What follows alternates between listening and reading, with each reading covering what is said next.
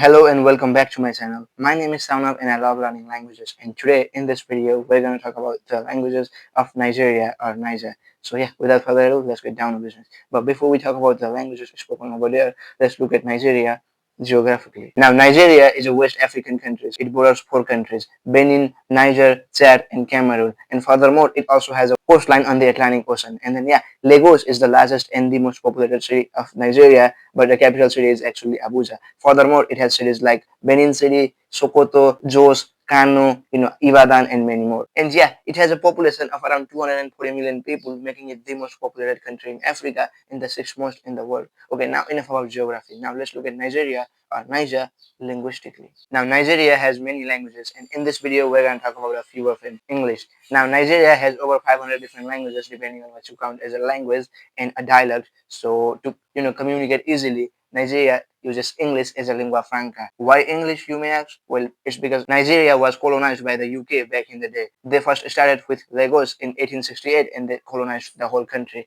making English an important language up to today, even after its independence. Now, in the modern day Nigeria, 60% of the population can communicate fluently in English. It's mainly used in business, government, and education. And yeah, speaking of English, to communicate throughout the whole country between like 500 different languages, they invented a Creole language called Nigerian Pidgin. It's an important dialect, but we're not going to talk about it in this video. It deserves its own video, and yeah, we will cover it maybe in future. Like maybe I will make a separate video about like Nigerian Pidgin. Maybe, I'm not sure. Now, other than English, Nigeria has over like 500 different languages, and most of them belong to like three main language families as Niger-Congo languages, Afro-Asiatic languages, and Indo-Saharan languages. Now let's have a look at each of these three language families briefly. Number one, Niger-Congo. Now, Niger-Congo is one of the largest language families in the world. It's the largest one in Africa, mainly in countries like Nigeria, South Africa, Kenya, DRC, and all of these countries that I'm not gonna say the names of. It includes languages like Xhosa, Zulu, Wolof, Yoruba, Igbo, Lingala, Swahili, and many more. Among which Yoruba and Igbo are some of the important languages in Nigeria, which we will see just in a bit. And yeah, it's obvious that such a large language family is divided into like many groups, including the Bantu languages and all that. But let's not get too deep into that. Now, here are some common features of the Niger-Congo languages. Number one, tones. Now, many Niger-Congo languages are tonal, meaning the pitch can change the meanings of words. A popular exception is Swahili with no tones. Number two, noun classes. Now, many Niger-Congo languages, especially the Bantu ones, have like noun classes.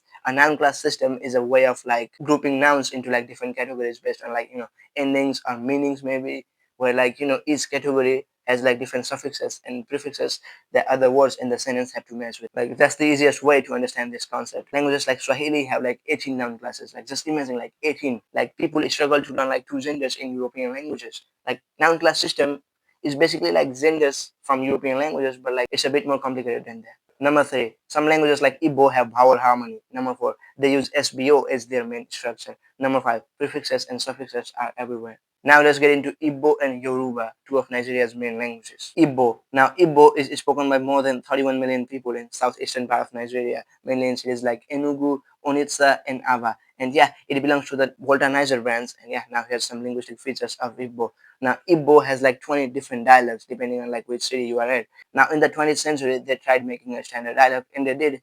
Now it's mostly used in like books, school, and all that, but people casually speak like their own dialects. Igbo is a tonal language with two tones, but some people might say it has three tones. It uses the 8 vowel system and has a strict vowel harmony. It has like some rare consonants like pa or gaba. I can't pronounce them, but they are called like labial velar consonants. It mainly uses SBO as a Niger-Congo language. Now let's talk about Yoruba. Now Yoruba is spoken by more than 50 million people in southwestern Nigeria in cities like Ado, Ondo, Benin City, Lagos, Ibadan, and many more. And additionally, it has some speakers in Benin and Togo. Although it belongs to the same brands as Igbo, like the Volta Niger brands, Igbo and Yoruba aren't mutually intelligible like at all. Since it's a Niger-Congo language, it has like most of the features as mentioned above. Now, other than Igbo and Yoruba, Nigeria has more than like 400 languages from the same Niger-Congo family. Some of them include Edo, Isoko, Idoma, and Efik. Now let's talk about the Afro-Asiatic language family. Now Afro-Asiatic is a language family stretching from North Africa all the way to the Middle East. It includes languages like the Berber languages, Hausa, Somali, Amharic, Hebrew, Arabic, and many more, among which Hausa is spoken in Nigeria, which we will look at in a bit. And yeah, this family has more than like 350 languages, and they are spoken by more than like 500 million people. Now let's look at some of the features of Afro-Asiatic languages. Now many features of the Afro-Asiatic languages aren't universal, meaning they differ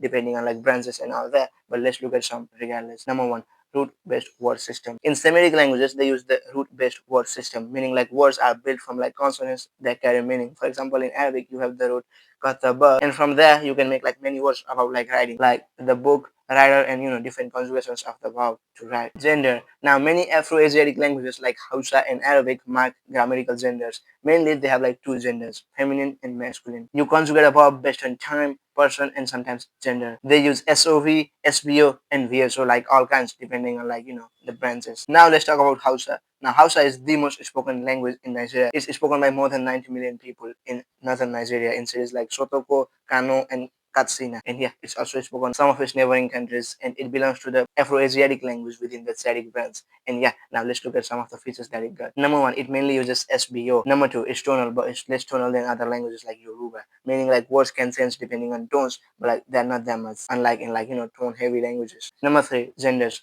Now Hausa has like two genders, masculine and feminine. And yeah, although it has genders, it's less dominant, unlike in European languages like Spanish and French. Number four, verb conjugation. Now in Hausa, you conjugate a verb depending on the tense and the aspect. Number five, alphabet. Now these days it's written in the Latin script, but back in the days it used to be written in like the Azami script, which is this you can see on the screen. Number six, Arabic influence. Now because of religion and trade, it has borrowed some words from Arabic. And yeah, other than Hausa, there's some more Afro-Asiatic languages spoken in Nigeria, namely Bade, Bole, Magri, and many more. And at last, we have the Nilo-Saharan languages. Now, Nilo-Saharan is a disputed language family, and it's not even that dominant in Nigeria. The only dominant language from this family is Kanuri. It's spoken by around like 4 to 10 million speakers. Why is the estimation range so big, Blin? And yeah, since it's disputed and not that dominant in Nigeria, we can talk about it in future maybe. I'm not sure. I think I have covered a bit of it in my video about like South Sudan. And yeah, other than these languages, Nigeria also has some languages which are endangered. For example, Lo, Kyung, Seni, and many more. And yeah, that's all. I have covered the basic info about these languages of Nigeria,